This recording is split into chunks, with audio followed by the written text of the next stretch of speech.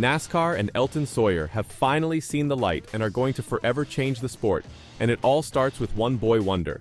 And it may not be the one you're thinking about right now.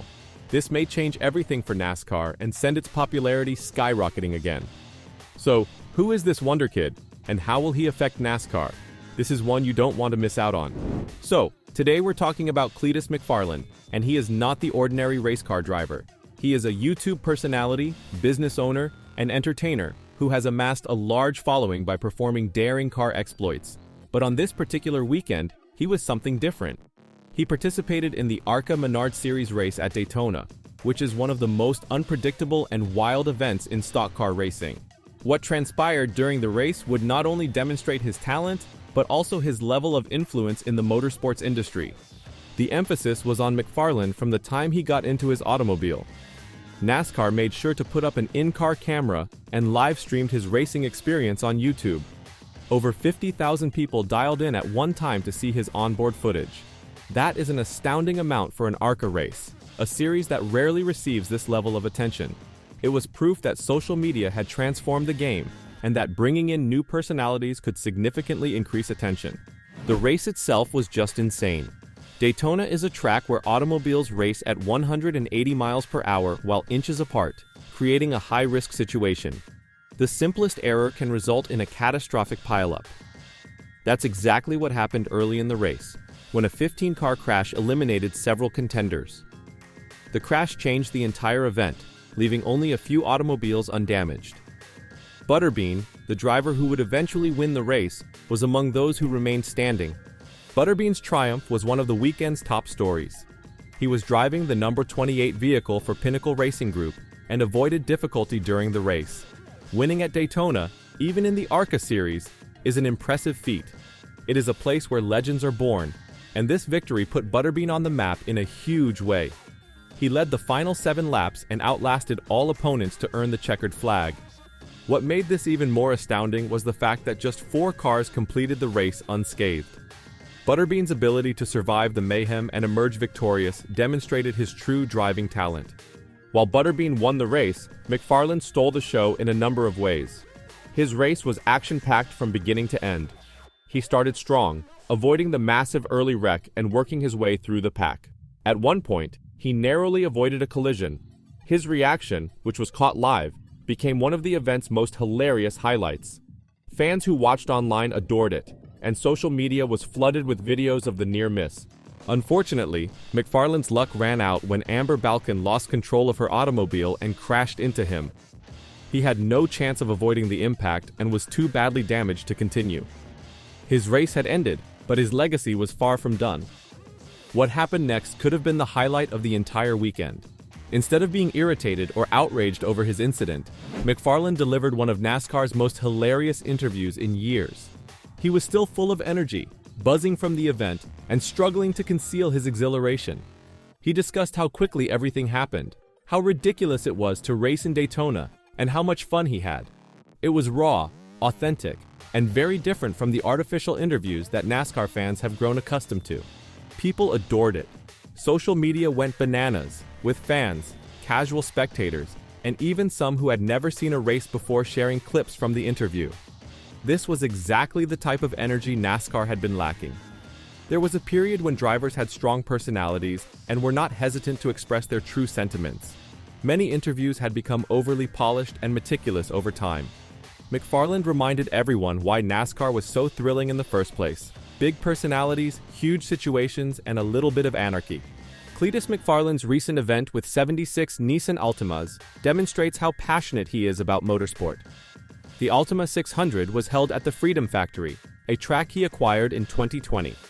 The race was accessible to anyone with a basic Nissan Altima and a helmet. It was wild, rapid, and unlike anything we'd seen before. The Freedom Factory is a 13-mile asphalt oval with a figure-8 track, making it significantly smaller than Daytona. Despite the size difference, McFarland stated that the circuit felt significantly faster than Daytona. That is a bold assertion, given that Daytona International Speedway is one of the fastest and most well-known courses in the world. The Ultima 600 was not a typical race, featuring warning flags and safety measures. There were only 2 conditions: green for go and red for stop. If a car was significantly damaged, the race would be delayed to remove the driver, but the vehicle would remain on the track as a barrier. This made the race much more chaotic. Not only was speed important, but so was survival. With 76 Ultimas on the course, there were numerous collisions. McFarland was ecstatic to have so many people attend the event. He pointed out how many Ultimas were lined up before the race began. The passion in his voice demonstrated how much he enjoyed the concept of bringing people together for a fun yet rigorous competition. After winning the Ultima 600, he hinted at staging a similar race in the future. This occurrence occurred shortly after McFarland's debut, NASCAR ARCA Menards Series race at Daytona. He made his ARCA debut at the season-opening ride the Dente 200, driving the number 30 Ford for Rhett Jones Racing. His experience in that race, however, did not go as expected. He began in 23rd place and crashed twice, on laps 12 and 15. The second crash cut his race short, and he finished in 30th place. Despite his setback, McFarland remained optimistic. He described driving at Daytona as exhilarating, comparing it to riding around Daytona like a bald eagle. He even joked that his cut-off sleeves might have saved him from the first wreck. His sense of humor and drive set him apart in the racing world. McFarland has ambitious goals for his racing career. He revealed on the Dale Jr. Download podcast that he would race again in April at Talladega Superspeedway, another well-known NASCAR track. According to Taylor Kitchen of Racing America, ARCA has seen some of its highest audience rates in over a decade, and many believe McFarland's presence has contributed to this. For years, NASCAR has battled to attract youthful fans. Viewership has been falling, and the sport is looking for methods to reignite excitement. McFarland demonstrated that there is still an audience out there, but they want something entertaining to watch. He isn't the first outsider to inject enthusiasm into the sport. Travis Pastrana competed in a couple events a few years back, and fans enjoyed it.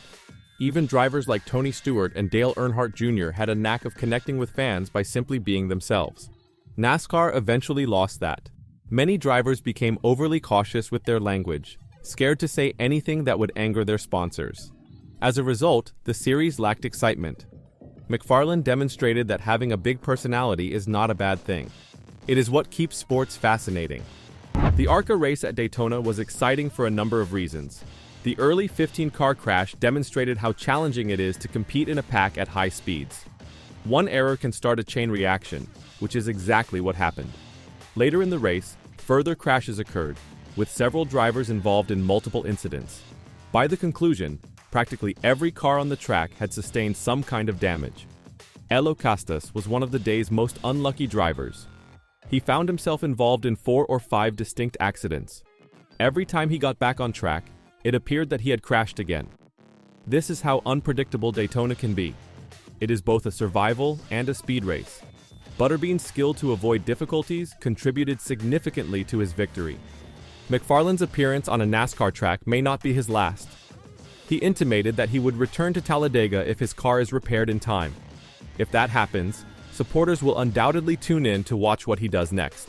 His first race demonstrated that he belongs, at least as an entertainment, if not as a full-time racer. And Elton Sawyer might have picked up on it. So will NASCAR jump in and help the boy? Will they use the current hype around Cletus to bring to sport to a new audience?